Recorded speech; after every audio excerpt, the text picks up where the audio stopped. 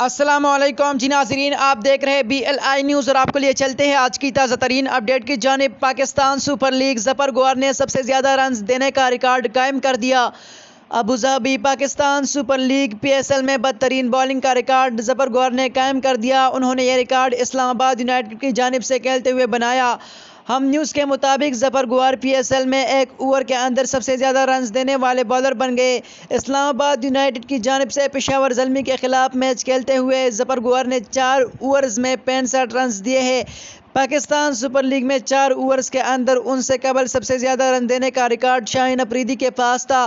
شاہین افریدی نے لاہور قلندرز کی جانب سے کھیلتے ہوئے 2019 کی ایڈیشن میں 4 اوورز میں 62 رنز دیے تھے۔